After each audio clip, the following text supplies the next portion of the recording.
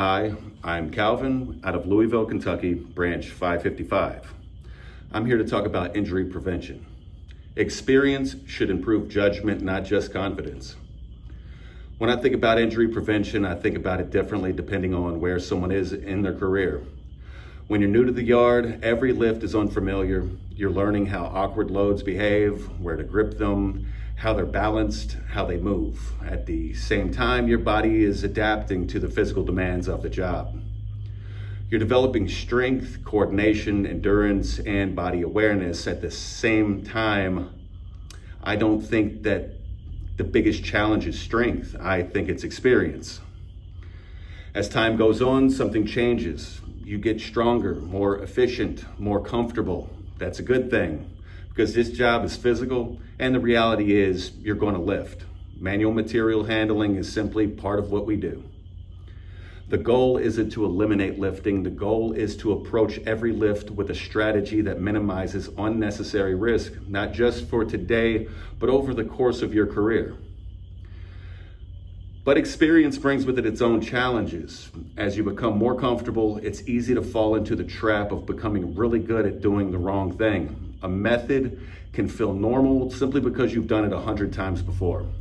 That doesn't automatically make it the safest method. Experience should improve your judgment, not just your confidence. Before I touch a load, I try to assess the entire movement, not just the weight. I'm thinking about the balance, center of gravity, the hand holds, where I'm picking it up from and where I'm putting it down at. Whether I'll have to reach or twist, or whether I can stay in control from the moment that I pick it up into the moment that I set it down. One philosophy I've developed over the years is this. I don't think in terms of good lifts or bad lifts. I think in terms of controlled and uncontrolled lifts. To me, that's what safety comes down to.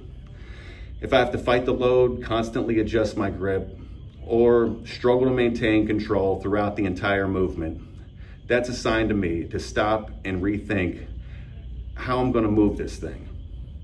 That leads to another question I ask myself before every lift. I don't ask myself, could I lift this? I ask myself, should I lift this? Those two questions aren't always answered the same way. Maybe the safest choice is to reposition the load first. Maybe it's using a forklift or pallet jack. Maybe it's asking a coworker for help. The point is that there are usually several ways to move something, and my responsibility is to choose the safest one. I've also learned that weight is only one part of the equation. Awkward loads, poor holds, uneven weight distribution, repetition, and fatigue. They all increase the risk of injury. Sometimes a lighter object can be more difficult to handle safely than a heavier one, simply because it's awkward and unstable. Another thing I think about is repetition. One lift may not seem like much, but after a dozen times throughout the day, the fatigue starts to set in. What is safe at 10 o'clock might not be safe at 3 o'clock.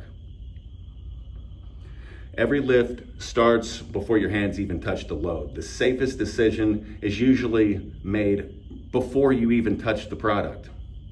At the end of the day, I don't judge a lift by whether I was able to pick it up. I judge it by whether I moved it safely, under control, and in a way that allows me to go home healthy and safe at the end of the day, and to go home healthy and safe days to come. To me, that's what experience really is. It's not just becoming stronger, it's learning to make better decisions every single day.